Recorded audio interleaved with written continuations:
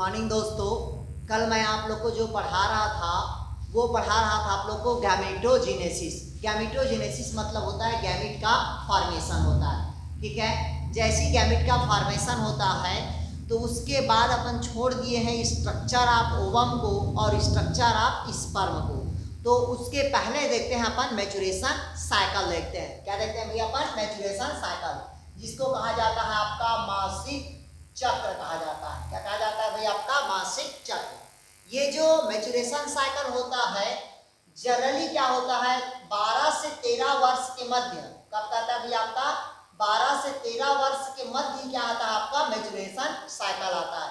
जब maturation cycle आता है तो ये जनरली जो मैच्योरेशन साइकिल आएगा तभी ओवरी से ओवम का क्या होता है भाई? आपका फॉर्मेशन होता है। क्लियर है? जब ओवम का फॉर्मेशन होगा इसी के कारण क्या आता है भाई? आपका मैच्योरेशन साइकिल आता है। ये जो मैच्योरेशन साइकिल होगा जनरली कितने दिन का होता है भाई? आपका 28 डेज का होगा। कितना दिन का होगा भाई? आपका 1 से 28 दिन का मैच्योरेशन साइकिल होता है। कितना दिन का होता है? 1 से 28 दिन। तो 1 से जो 3 दिन का समय होता है मतलब पहला, दूसरा और तीसरा दिन होता है, ये कहलाता है आपका मैच्योरेशन साइकिल होता है। मतलब इस दौरान ब्लीडिंग क्या होता है? आपका रिलीज होता है, मतलब बाहर आता है। जैसी ब्लड ब्लीडिंग मतलब बाहर आता है। क्यों बाहर आता है? क्योंकि शरीर में एस्ट्रोजन और प्रोजेस्टेरॉन ये हार्मोन का सिक्रेशन क्या होता है? कम होता है। जब ये दोनों हार्मोन का स्राव जब शरीर में कम होता है तभी कौन सा साइकिल आता है? मैच्योरेशन साइकिल आएगा। तो ब्लीडिंग कितने दिन का प्रोसेस हुआ? 3 दिन का हुआ। जैसे ब्लीडिंग 3 दिन का होता है तो फिर ये क्या होता है? ये डेवलपमेंट होता है। क्या होता है भाई? आपका डेवलपमेंट। तो देखिएगा ये जो 14वां दिन के बीच में क्या होता है भाई? आपका 14वां दिन के बीच में कैसे होता है? इधर देखिएगा। जैसी क्या होता है भाई? आपका ये यूट्रस है, मतलब ये क्या है? यूटेरस है। और ये क्या है? हमारा ओवरी है। ये क्या है? आपका फैलोपियन ट्यूब है। ये ओवरी के अंदर क्या रहता है? ओवम होता है। ये ओवम कहाँ चला जाता है? फैलोपियन ट्यूब में जाता है। तो ये ओवम जो होगा ये फैलोपियन ट्यूब में कब जाता है? 14वां से 16वां दिन के मध्य में जाता है। मतलब ओवरी से ओवम क्या हो गया? निकल गया और निकलने पश्चात ही ओवम कहाँ चला जाएगा? अभी आपका फैलोपियन ट्यूब में चला गया। इसी फैलोपियन ट्यूब में ये जो फीमेल होता है ये कितने घंटा वहां पास रुकता है? 72 घंटा रुकता है। और ये किसका इंतजार करते रहता है? ओवम स्पर्म मतलब अंडाणु जो है वो शुक्राणु का क्या करता है? वहां पास इंतजार करता है। कब इंतजार किया? 14वां से 16वां। क्योंकि ओवम ही इस दौरान क्या होता है? ओव्यूलेशन होता है, मतलब अंडोत्सर्ग होता है। क्या होता है इस दौरान भाई? ओव्यूलेशन होता है, मतलब अंडोत्सर्ग होगा। क्योंकि अंडा कहां से निकला? ओवरी से, और कहां गया? फैलोपियन ट्यूब में गया। ये कंडीशन क्या कहलाता है? ओव्यूलेशन कहलाता है। अगर इसी बीच 14वां से 16वां दिन के बीच अगर फर्टिलाइजेशन होता है, क्या होता है भाई? आपका फर्टिलाइजेशन मतलब मेल और फीमेल मतलब ओवम और शुक्राणु का जब यहाँ पास मुलाकात होता है तो उसे अपन क्या कहते हैं भाई? फर्टिलाइजेशन कहते हैं। यही जो बीच में 14वां से 16वां दिन के मध्य में अगर फर्टिलाइजेशन हुआ तो हमारी मम्मी या कोई भी हो क्या हो जाएगा? 100% वहां पास वो प्रेग्नेंट हो जाएगी। क्लियर है? क्योंकि 1 से 7 डे के बीच में अगर इस बीच में जो रिप्रोडक्शन होगा तो उसमें क्या होता है? प्रेग्नेंट होने का चांस नहीं होता। क्यों? क्योंकि इस दौरान ओवम का क्या हो रहा है भाई? आपका डेवलपमेंट हो रहा है, मतलब प्रारंभ हो रहा है डेवलपमेंट होने के लिए। क्लियर है? लेकिन कंप्लीट डेवलपमेंट जो ओवम होता है वो कब होता है? 12 से 14वां दिन के बीच में होता है। लेकिन ओवरी से ओवम कब निकलता है? 14वां से 16वां दिन के बीच में होता है। क्लियर है? अब यहाँ पास अगर फर्टिलाइजेशन नहीं हुआ, क्लियर हुआ? अगर फर्टिलाइजेशन नहीं हुआ यहाँ पास से इसी दौरान मतलब कार्पस लुटियम का फॉर्मेशन होता है। किसका फॉर्मेशन होता है? आपका कार्पस लुटियम का। ये जो कार्पस लुटियम होता है ये गर्भाशय को डेवलपमेंट करता है। क्या करता है? गर्भाशय को डेवलपमेंट मतलब गर्भाशय को काम करता है ये। क्लियर हुआ भाई? इस बीच में अगर फर्टिलाइजेशन नहीं हुआ तो ये जो ओवम होगा ये धीरे धीरे क्या होता है, वो टूटने लगता है। क्या होने लगता है भाई? टूटने लगता है। और टूटने के पश्चात वो ब्लीडिंग के रूप में पुनः क्या हो जाता है, वो बाहर आ जाता है। क्लियर है? तो जो ये तो हो गया ओव्यूलेशन। फिर ये कहलाता है यहाँ पर कार्पस लूटियम क्या होता है, ये टूटने जाता है। क्या हो जाता है भाई? कार्पस लूटियम टूटने लगता है। क्योंकि यही जो कार्पस लूटियम होता है, अगर प्रेग्नेंट हुई मम्मी तो ये कार्पस लूटियम 6 से 7 माह तक के कहाँ रहता है, वो गर्भाशय में रहता है, यूट्रस में रहता है। अगर वो प्रेग्नेंट नहीं है तो ये जो कार्पस लूटियम होगा वो मैच्योरेशन साइकिल के दौरान क्या हो जाता है, वो टूट के बाहर निकल जाता है। क्लियर हुआ? लेकिन ये देखिएगा, ये तो हुआ, ये तो परिपक्व हो रहा है। क्लियर हुआ? तो यहीं पास देखिएगा जो 2 हार्मोन्स होता है, कितने हार्मोन्स होता है आपका?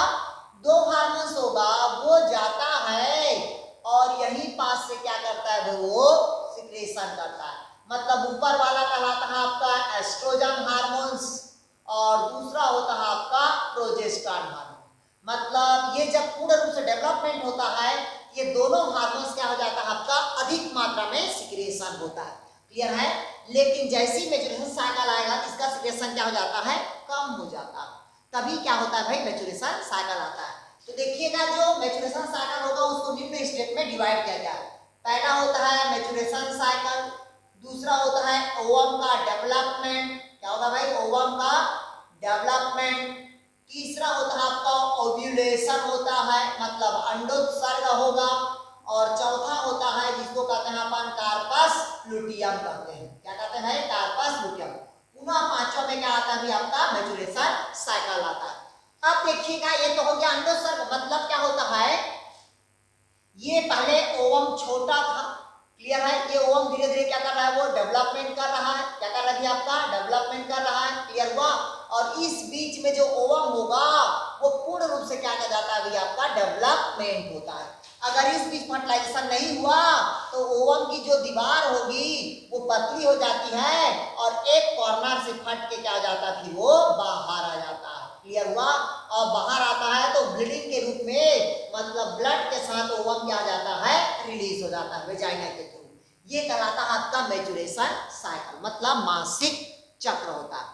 अगर क्वेश्चन पूछा मासिक चक्र क्या है, तो यह माताओं में होने वाली एक प्रकार की क्या है भाई आपका, मतलब एक प्रकार की क्या होती है, आनुवांशिकी रूप से चलते रहता है। किंतु ये जो मैच्योरेशन साइकिल होता है ये मम्मी बनने के लिए या मतलब मम्मी बनने के लिए क्या होता है, ये आवश्यक होता है। क्योंकि मैच्योरेशन साइकिल के बाद ही क्या होता है, ओवम का फॉर्मेशन होता है। तो जो ओवम का फॉर्मेशन होगा वो ओवरी के अंदर होता है। ये जो मैच्योरेशन साइकिल होता है मतलब 1 से कितने दिन का होता है, 28 दिन का होता है। इस 28 दिन में से इसमें क्या होता है, ये जब एस्ट्रोजन और प्रोजेस्टेरोन हार्मोन की कमी आती है तभी क्या होता है भी आपका मैच्योरेशन साइकिल होता है। क्लियर है? और ये जो मैच्योरेशन साइकिल होगा उसकी 5 स्टेप में बांटा गया है। पहला मैच्योरेशन साइकिल, दूसरा ओवम का डेवलपमेंट, तीसरा ओव्यूलेशन, चौथा कार्पस लूटियम और पांचवा क्या होगा, मैच्योरेशन साइकिल। तो ये जो मैच्योरेशन साइकिल कितना दिन का होता है, 3 दिन का। डेवलपमेंट कितना दिन का होता है, 5 से 10 दिन का होता है। ओव्यूलेशन कब होता है, 14 से 16 दिन के बीच में। और 16 से 28वां बीच के बीच में क्या होता है, कार्पस लूटियम होता है। और पुनः 28 से 2-3 तारीख तक क्या होता है भी आपका मैच्योरेशन साइकिल होता है। क्लियर हुआ? इस प्रकार से क्या होता है भी आपका मैच्योरेशन साइकिल होता है। क्लियर हुआ? ये हो गया आपका मैच्योरेशन साइकिल। इसके बाद देखते हैं अपन भाई, अब देखते हैं मैच्योर ग्राफिकल फॉलिकल। अब देखते हैं कि ग्राफिकल फॉलिकल क्या है। ठीक है?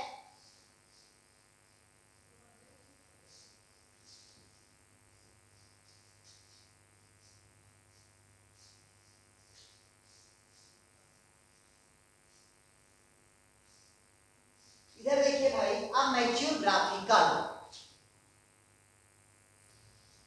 हाँ इधर देख रहे थे, क्या देख रहे थे भाई, मैच्योर ग्राफिकल फॉलिकल देखते हैं। क्लियर हुआ? ये देखिएगा ग्राफियन फॉलिकल मतलब एक प्रकार की क्या होता है भाई, जो ओवम होता है वो पूर्ण रूप से क्या होता है, डेवलपमेंट हो जाता है। जब डेवलपमेंट होगा तो ये आपको देखिएगा, ये जो आपको दिख रहा है ये कहलाता है आपका oocytes कहलाएगा। पूरे क्या कहलाएगा भाई आपका, ये oocytes कहलाएगा। इसके चारों तरफ द्विस्तरीय क्या होता है, लेयर होता है। एक होता है आपका जोना पेलिसेडा और दूसरा होता है आपका जोना रेटिकुलेटा होता है। क्या होगा भैया आपका जोना रेटिकुलेटा। देखिएगा दो लेयर होता है उस साइड्स के ऊपर, पहला होता है जेना पेलिसेडा और उसके ऊपर क्या कहलाता है जोना रेटिकुलेटा कहलाता है।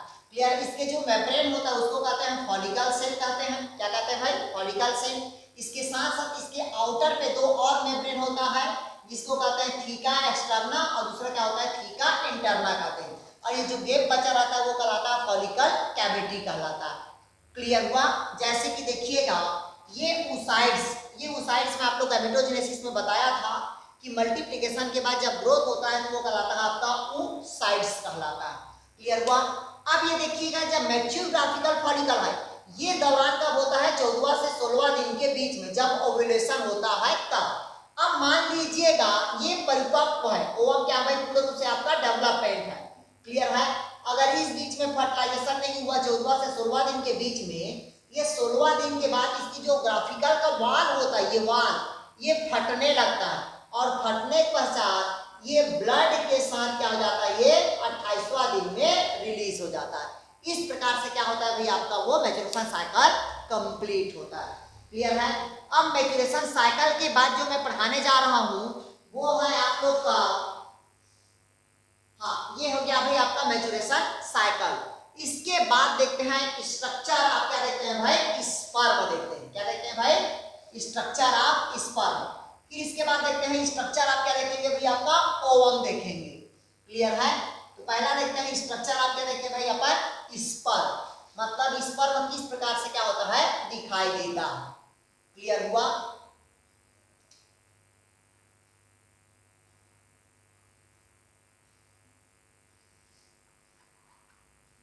ये देखिएगा स्ट्रक्चर आप क्या कहते हैं भाई? स्पर्म। स्पर्म मतलब क्या होता है? शुक्राणु की संरचना। ठीक है, मैं आपको बता दिया था शुक्राणु की संरचना मतलब जो स्पर्म होगा जनरली क्या होता है भाई आपका? हैप्लॉइड होगा और हैप्लॉइड के साथ साथ ये जनन सेल होता है मतलब जनरेटिव सेल होगा। कौन सेल होगा भाई? जनरेटिव सेल होता है। क्लियर है? मतलब हैप्लॉइड मतलब क्या होगा? ऑर्गेनिक होगा। ऑर्गेनिक मतलब क्या होगा भाई? जनरेटिव सेल मतलब ये कौन सी कोशिका होगा? जनन कोशिका होगा। कौन सी कोशिका होगा? जनन कोशिका होगा। क्लियर है? स्पर्म का जो टिप पोर्शन होता है उसको क्या कहते हैं? एक्रोसोम कहते हैं। ये जो एक्रोसोम होता है ये किसका बना होता है भाई आपका? गोल्जी बॉडी का बना होता है। क्लियर है? इसमें 2 सेंट्रियोल्स मिलता है। कितना सेंट्रियोल मिलेगा? 2 सेंट्रियोल्स होगा। पहला कहलाता है आपका डिस्टल, पहला क्या होगा भाई आपका? प्रॉक्सिमल सेंट्रियोल मतलब समीपस्थ सेंट्रियोल। दूसरा होता है आपका डिस्टल सेंट्रियोल होगा। क्लियर है? और इसके साथ साथ इसमें 9+0 रिंग मतलब 9+2 रिंग्स पाया जाता है जिसको कहते हैं सेंट्रिल रिंग कहते हैं।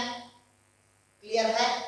और स्पर्म में क्या मिलता है भाई आपका? माइटोकॉन्ड्रिया पाया जाता है जो स्पर्म को क्या प्रोवाइड करता है भाई आपका? न्यूट्रिशन प्रोवाइड करता है। न्यूट्रिशन के साथ साथ क्या प्रोवाइड करता है भाई आपका? एनर्जी प्रोवाइड करता है। मुख्य रूप से माइटोकॉन्ड्रिया क्या प्रोवाइड करता है? वो एनर्जी प्रोवाइड करता है, न्यूट्रिशन नहीं करता। क्लियर हुआ? अब देखते हैं स्ट्रक्चर आप क्या देखते हैं भाई? स्पर्म देखते हैं। क्लियर है?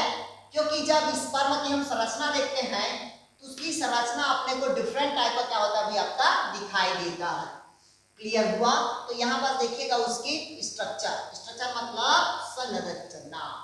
किसकी संरचना भाई? स्पर्म की संरचना।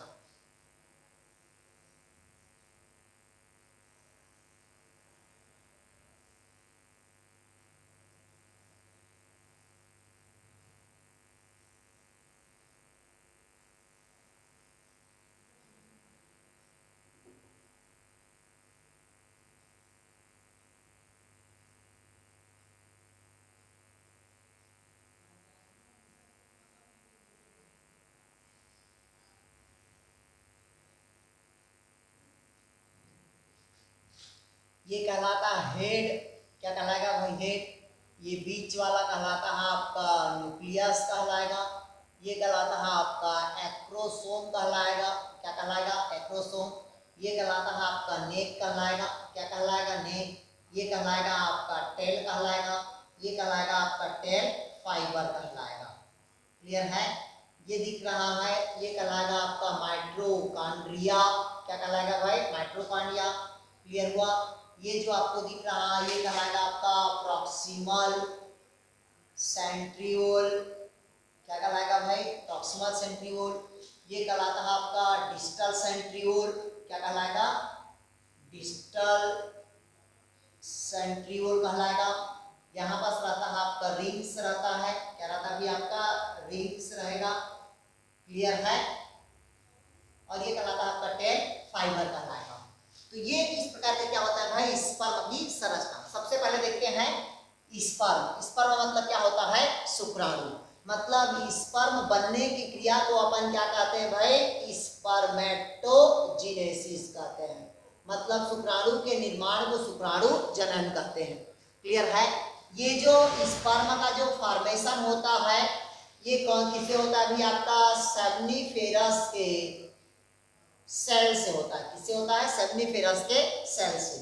और ये शुक्राणु को सर्टोलिस सेल क्या प्रदान करता है अभी? आपका भोजन प्रदान करता है। क्लियर हुआ?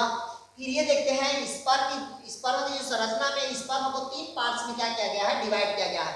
पहला पार्ट क्या होगा भाई? आपका हेड होगा। हेड मतलब क्या होता है? ये सिर होगा, जिसमें एक क्या होता है? केंद्रक होता है। इसके टिप पोर्शन को क्या कहते हैं? एक्रोसोम कहते हैं। ये जो एक्रोसोम होता है ये किसका बना होता है भाई? आपका गोल्जी बॉडीज का बना होता है। किसका बना होता है? गोल्जी बॉडी का बना होता है। क्लियर हुआ? फिर इसके जैसी नेक के पास 2 रिंग्स पाया जाता है। कितना रिंग्स पाएगा? 2। पहला होता है प्रॉक्सिमल सेंट्रियोल और दूसरा होता है डिस्टल सेंट्रियोल। तो जो प्रॉक्सिमल सेंट्रियोल होता है वो किसके लिए रहता है? केंद्रक के लिए रहता है। जबकि डिस्टल सेंट्रियोल किसके लिए रहता है? आपका टेल के लिए रहता है। क्लियर हुआ? फिर टेल के ऊपर पे अंदर पे देखिएगा क्या पाया जाता है? माइटोकॉन्ड्रिया पाया जाता है, जो स्पर्म को क्या प्रदान करता है भाई? आपका एनर्जी प्रोवाइड करता है। एनर्जी मतलब क्या देता है भाई? आपका वो ऊर्जा प्रदान करता है। क्लियर हुआ? फिर इसके बाद देखते हैं कि टेल के ऊपर में भी क्या पाया जाता है? एक सीट पाया जाता है। क्या पाया जाता है? एक सीट मतलब आवरण होता है। क्लियर है? ये पोर्शन क्या कहलाया? आपका टेल कहलाएगा। और टेल के सबसे नीचे क्या कहलाता है? आपका टेल फाइबर्स कहलाता है। क्या कहलाएगा भाई? Tell fibres. तो जितना ज्यादा टेल फाइबर्स होगा उतना ही अधिक स्पर्म क्या करता है? आपका गति प्रदान करता है। इस प्रकार से क्या होता है? आपका स्पर्म की संरचना समाप्त होती है। क्लियर है? अगर पूछा आपसे कि स्पर्म का एक्रोसोम किसका बना होता है तो गोल्जी बॉडी का बना होता है। क्लियर है? अगर पूछा स्पर्म को मतलब कौन सी कोशिका से बनता है तो सेमनीफेरस के सेल से बनता है।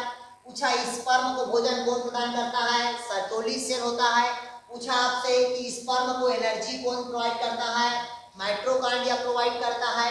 अगर इसमें पूछा कितने सेंट्रियोल पाया जाता है तो 2 सेंट्रियोल मिलेगा। पहला प्रॉक्सिमल सेंट्रियोल और दूसरा होता है आपका डिस्टल सेंट्रियोल होगा। क्लियर है? जितना अधिक मात्रा में टेल फाइबर्स रहेगा उतना अधिक मात्रा में क्या करता है भाई? आपका ये मूवमेंट करता है। अब देखते हैं अपन स्ट्रक्चर। आप क्या देखते हैं भाई? ओवम देखते हैं। मतलब ओवम का स्ट्रक्चर।